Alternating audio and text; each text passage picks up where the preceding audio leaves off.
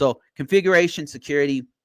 This is, like I said in previous podcasts, this one right here is difficult because one thing that's been very consistent from one organization to another is how hard it is to do this particular item, which is configuration management, the baseline.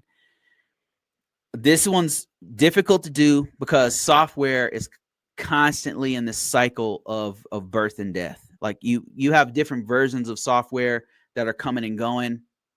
And then if you have a large environment where you have a ton of computers in your environment and you've got a whole bunch of software in each one, if you don't control what is allowed to, first of all, be installed on the system, and then if you don't control what people are able to do on the system, it's like the wild, wild west on your network.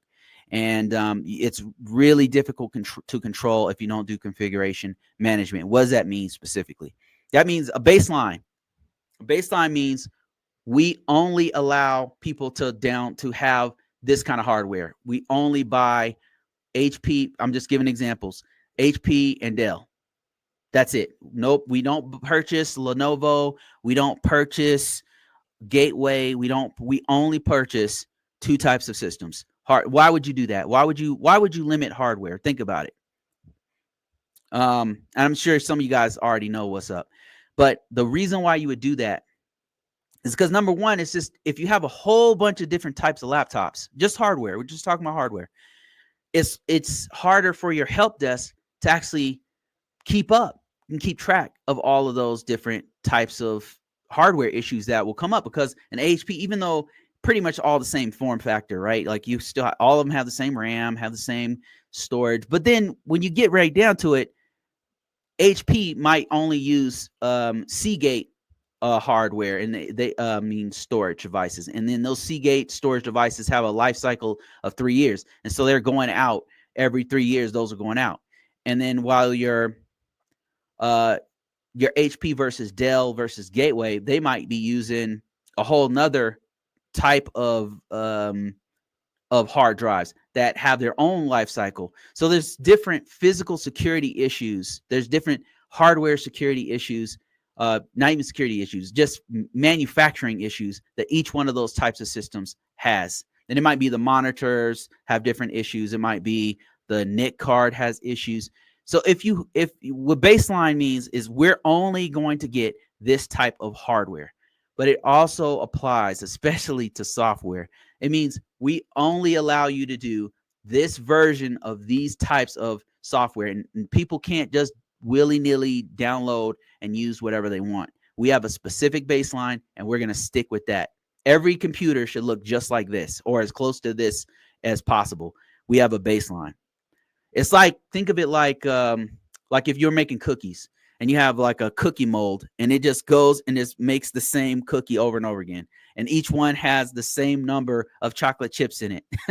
Like you have the same thing. So that way, if you're doing 1,000 of them, you know how to manage it effectively. But if each one is different kinds of cookies with a different mold, it's way too hard to manage it.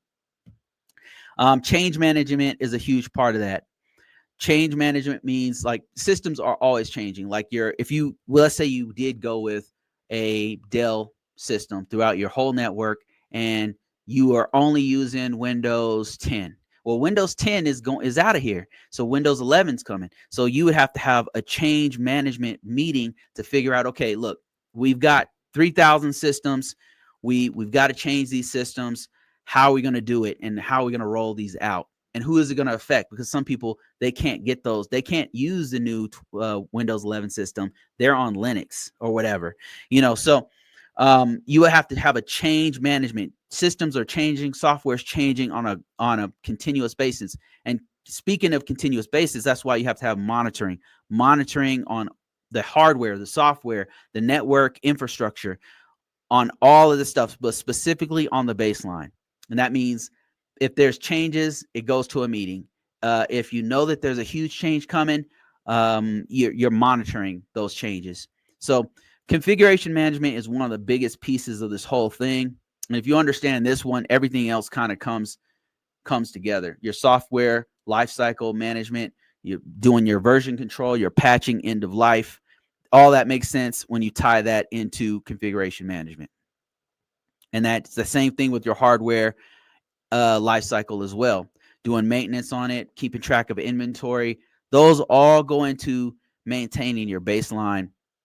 But if all these things are done effectively, it makes everybody's life easier. It makes the actual IT department life easier. It makes the actual guys on the ground doing the hard work, your HR department, your C-level execs. Everybody has what they're supposed to have. They're not, if they have an issue, IT knows how to fix it because you have a good baseline and it's supposed to be in the environment. If you allow people to just install whatever they want, do whatever they want, it's just super hard to maintain. And I've been inside of places like that, and it's just really hard to manage.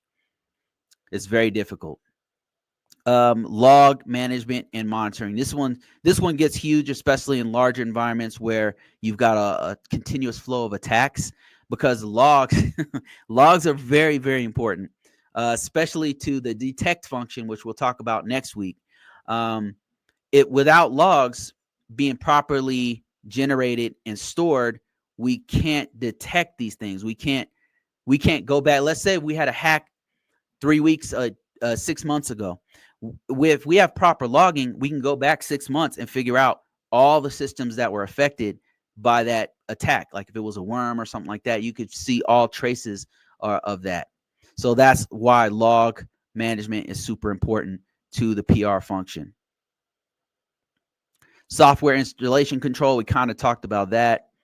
And the thing is, we're going to go through all this stuff much deeper than this. But, this stuff is, if you just want a summary introduction to this, free right now. And also you can go to the website and it'll break it all down. You can download it. You can get all this stuff. But if you want a guy who's been working with this for a long time to walk you through and do some of this stuff, that's what we're going to be doing when the course comes out. And that's, the book goes into much greater detail than I'm going here. It ties in other frameworks and things like that. So it goes into a little bit more detail than I'm going into now.